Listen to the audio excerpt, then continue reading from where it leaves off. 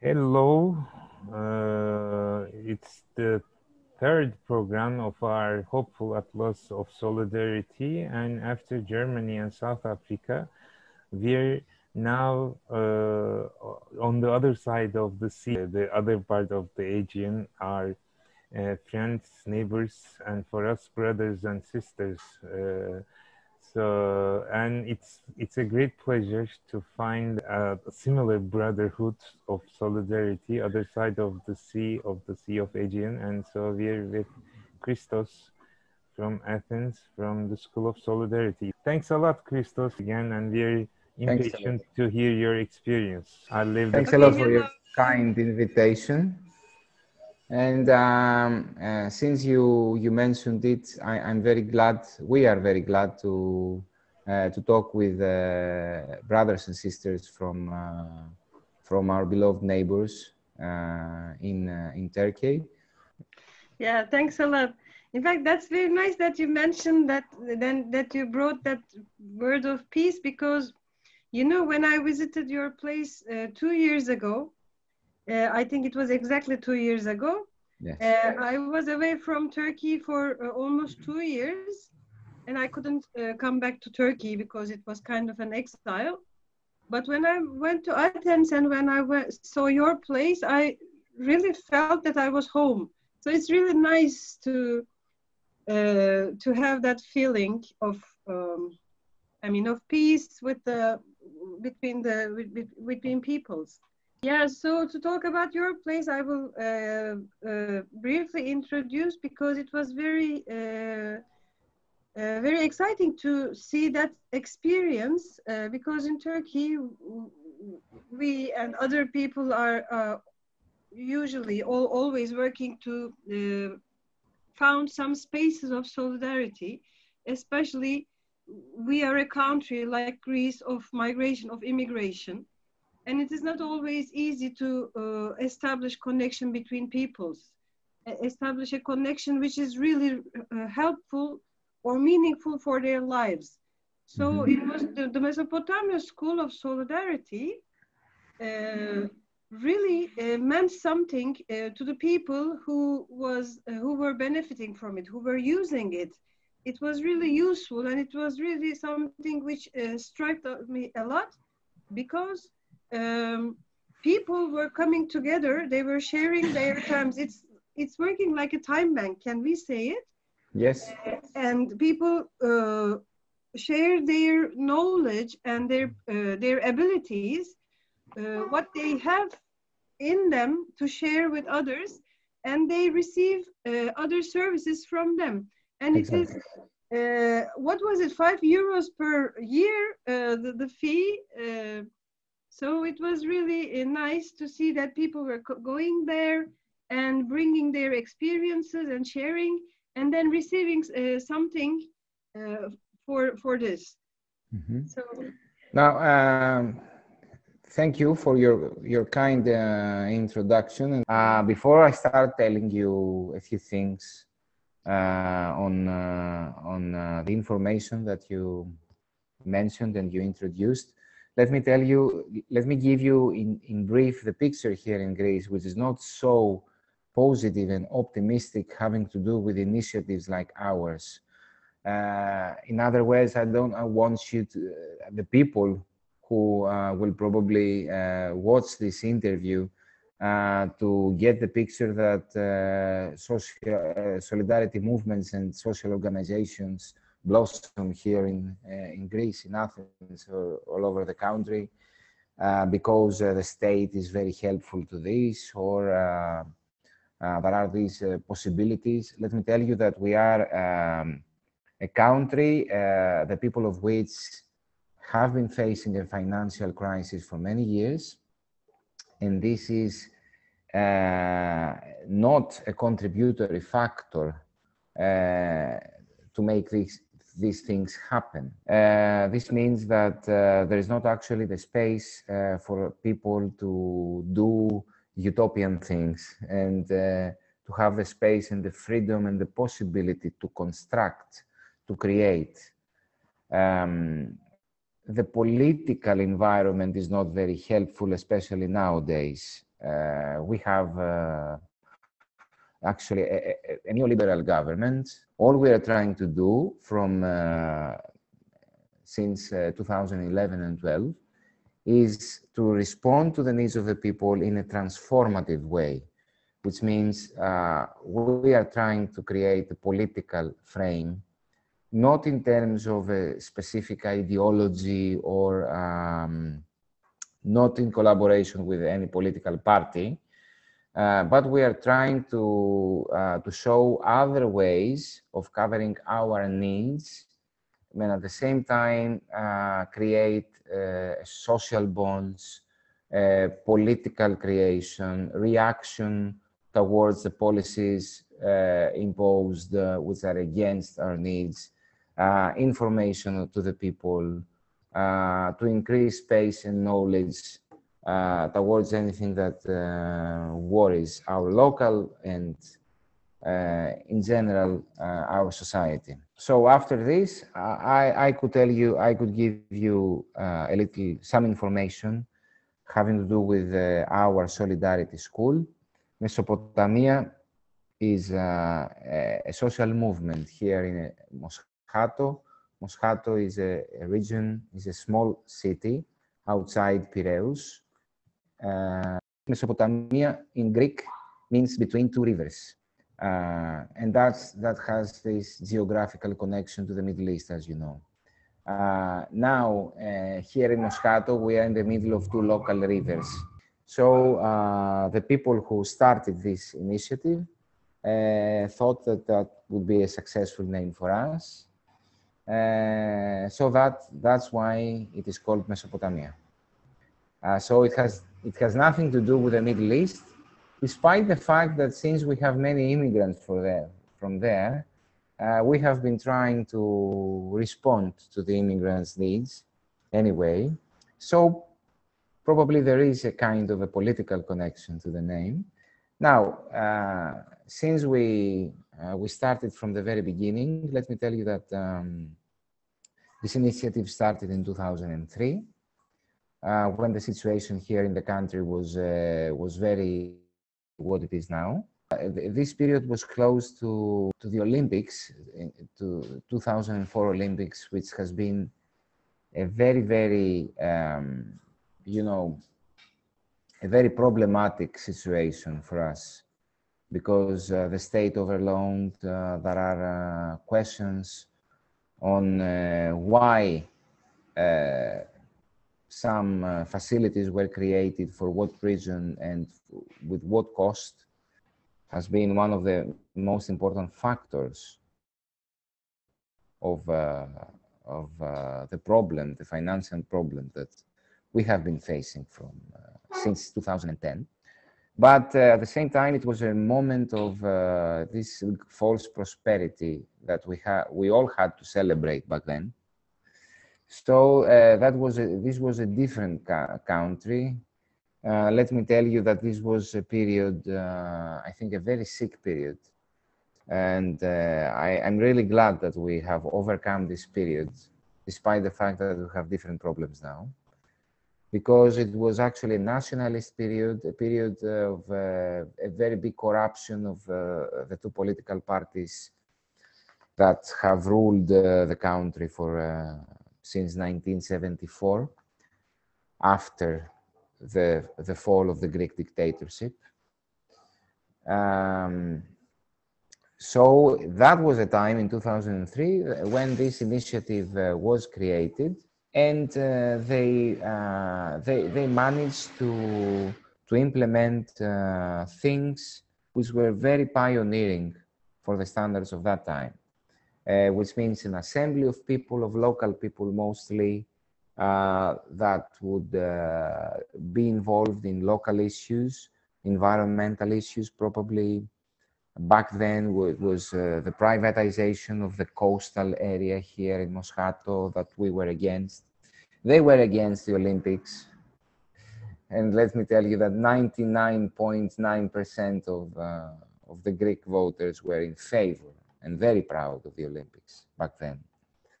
And even the left parties were in favor. of the Olympics. They were trying to raise awareness over immigrant issues. The immigrant issues here in Greece are not new and do not only come from Syria or elsewhere or Afghanistan. We had a huge wave of immigrants in the middle of the 90s after the collapse of the ex-Soviet Union regimes in Albania and elsewhere, and even in areas close to Russia. And especially from Albania, we had actually 1.5 million people crossing the borders and coming here and facing very, very difficult situations. So there was a huge wave of nationalism here in Greece. The Golden Dawn story is not new, despite the fact that we didn't have a neo-Nazi political party in the parliament. This doesn't mean that there wasn't this sense of nationalism everywhere, and especially against people who were here in need and they were called like criminals or whatever. So that was the time when Mesopotamia Initiative started in order to raise awareness over this issue. And they managed, the people who started this initiative, they managed to create a frame which was very pioneering too, without any membership, without any vote, just with consensus and open assemblies. And that had to do with all cultural events which were organized from here, and all political events or social movement events that were organized. Of course, not to a very big range. The people were not many, and we know that that was a time when social media were not had not been invented yet.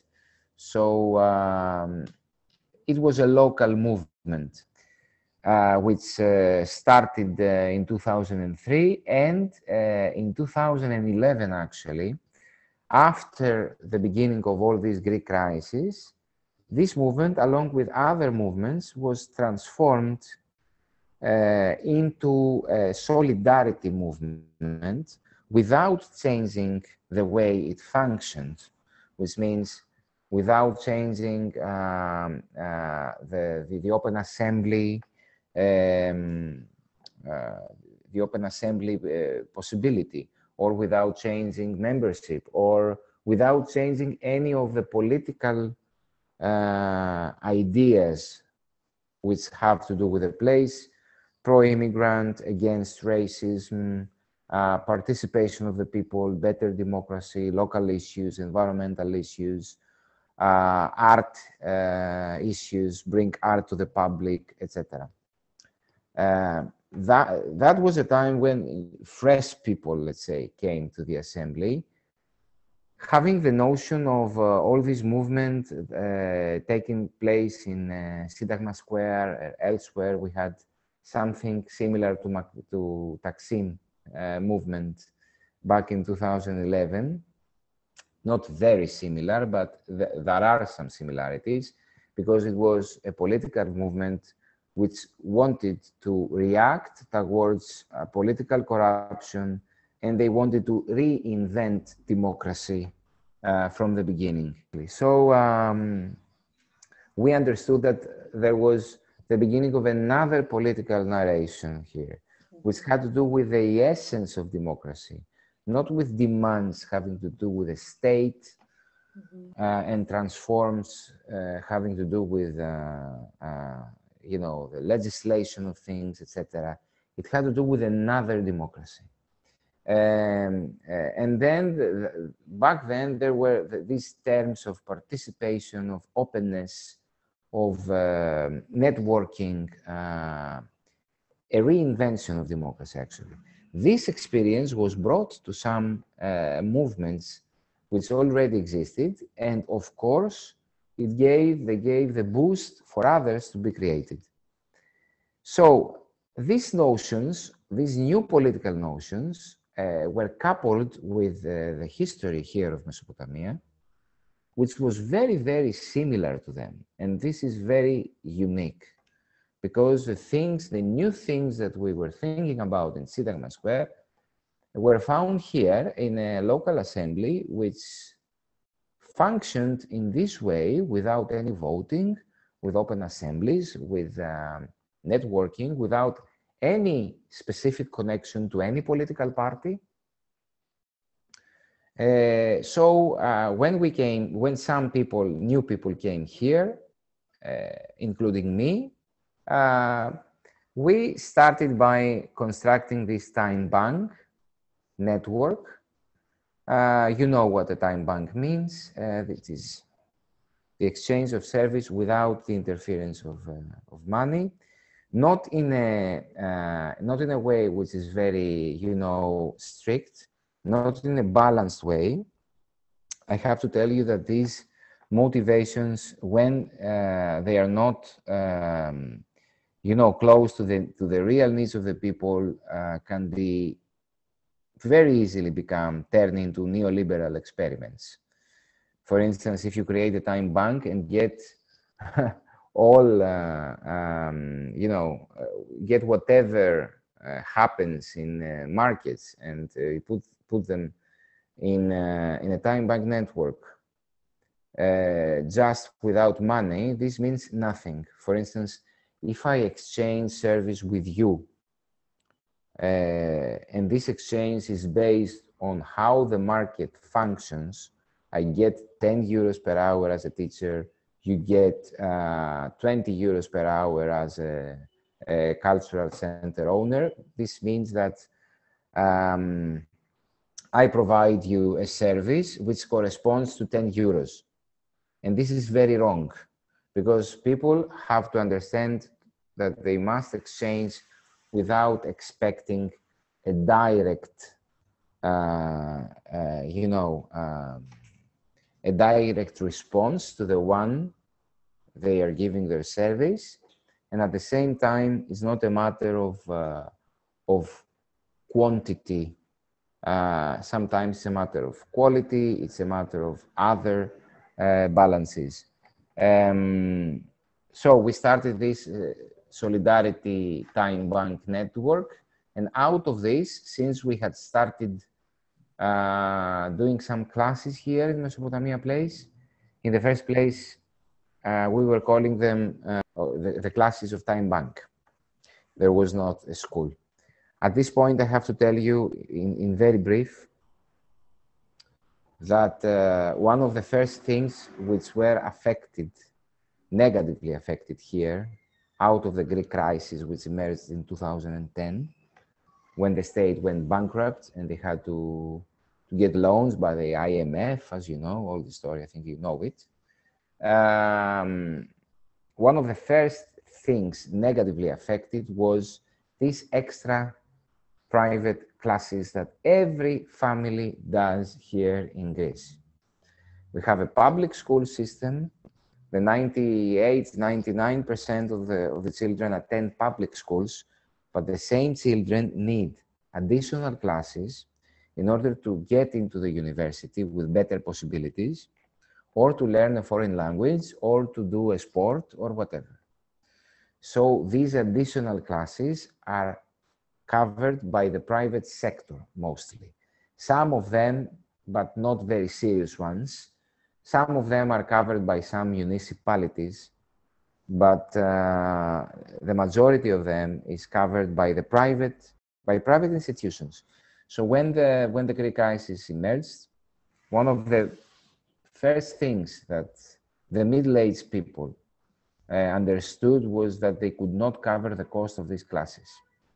And this meant that their children would not have the same possibilities, comparing them to the rich people, to enter public university, or to learn a foreign language, or to get the qualifications that they need for the job market or for their life in general. So we said, along with other people, with other solidarity schools, that we have to support the people that we can in order to prevent this from happening to the extent that we could. So we started these classes, and after a couple of years, we understood that we can transform the whole place by creating a solidarity school, which would retain this connection, maintain this connection to the time bank, which means that even now, after 8 years, this is what still happens. Any parent who wants to take part in the school must enroll in the time bank too, by saying what they can offer to anyone who would like to ask for something, or to offer to the place in general, because we have some supportive groups of people. So as the years went by, we managed to gather a huge number of people for our standards. And now we are close to 350 students, not only from here, but from other regions too. There are people who come from close to Moscato cities, or even longer sometimes. 1/3 of them do not come from Moscato anymore. We have many adult classes too. We have a program which corresponds to the needs of the people. Now, the way we function is through assembly. We organize a 3-month assembly, which is mixed. Parents, teenagers, and teachers, we are all together in order to see how we function. We have the assistance of many universities to this. They are very helpful to assist with equipment, or with ideas on how we can do things better. We are trying to improve. We are preparing. Every assembly needs lots of days to prepare and lots of work to prepare, because we have to give space to people to talk. And we want a better democracy. We want something which is not a substitute of democracy. We believe in all forms of democracy. And in my experience, as the years went by, I totally understood that every tool of democracy can be useful if it is applied in the right way. That since 2016, actually, we, as Mezopotamya Solidarity School, started a very difficult attempt to find similar to us movements, which have to do with extra tuition, with classes in general. And we managed, after lots of effort, to form a network of solidarity schools, which would actually, of course, they are different organizations.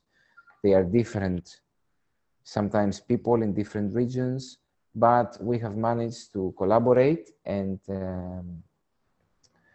form this creative kind of demands, which has to do with the program, democracy, the way we function, and the fact that we want to affect the public school and the way it functions. But the point is that if neoliberal policies are implemented in this country of 2020, then in a few years, there will be the schools for the poor and the schools for the rich. Because this is not a matter of choice. The community must function as a whole. The needs are everyone's needs. If someone is in need, everybody is in need. Okay, and this is what we have to show. Now, if we stay old-fashioned at the same time, having to do with our demands, we will let neoliberals make people believe that they correspond to their needs. So we have to articulate our own demands, realistic demands, and close to the people's demands, And this is something that we are trying to do as Mezopotamya Solidarity School and network of Solidarity School as well. Yeah, in fact, I think you are doing very good. I mean, you say you are trying to do, but I think you are doing very good, because you say that it is not a matter of quantity, it is not a matter of money exchange, but people bring in their own abilities and capacities when there's some kind of reciprocity. Mm-hmm. But this is not a very balanced or calculated reciprocity, but I remember very nice examples. For example, I remember a woman whose three children went to your school, and now all of her children are graduated from your school and they all went to the university. But all that time she came to the Mesopotamia school, and now she came for herself. Before she was going for her children, and she didn't have something to give for exchange. So I remember that she was running the secretary some days of the week. But now she went there, I think she was like 70 years old. She was now going for learning Spanish for herself, because she wanted to read Spanish literature. That's very nice. And I remember that one of her children was going there. He went there for university exams. Now he's in the university, and now he's giving lessons to the smaller children, younger children, so that they can go to the university. I mean, there's also a time lapse. One child can benefit from the lessons, and then he or she can repay it back to the school. And this creates really a bond of a neighborhood, a community. They know that if they receive something, they have to give it back. It is not an economical thing, but it is kind of really a kind of responsibility, right. A social bond and a social debt kind of thing.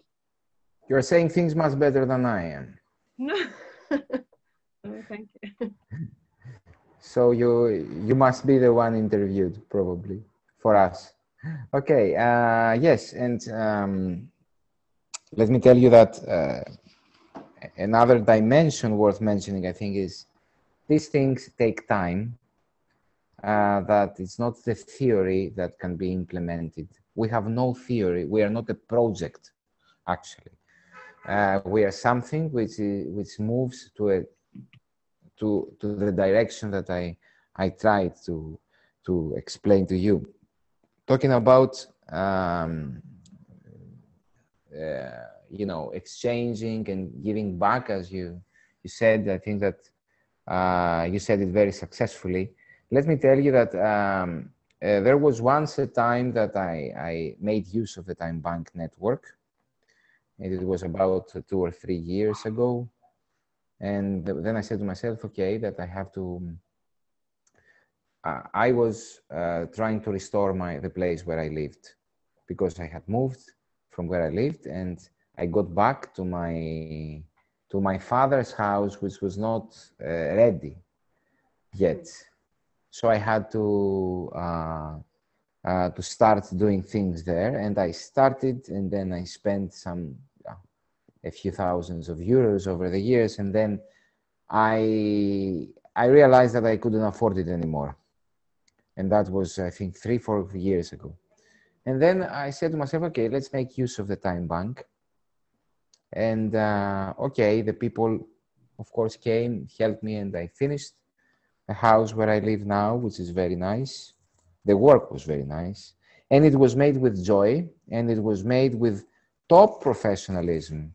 And this is something that we do, because we want to persuade people that we are professionals. We are professional teachers anyway, which means that the people must understand that they have to demand, they have to judge, they have to say their opinion, how to do things better, not have this charity perspective. Oh, what could I wait now from volunteers? Okay, this is a volunteer job.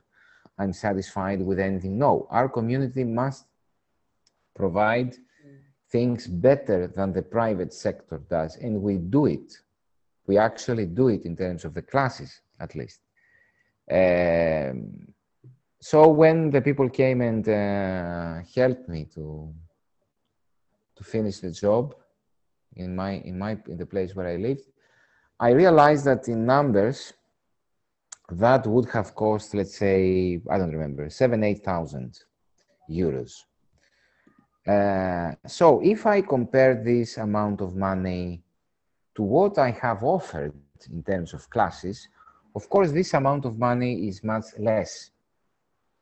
But at the same time, I thought that if I continued my work in the way I did it, I would have never managed to raise this money, which means what you give and what you get is not always balanced, equal in terms of the market, which has to do with these balances.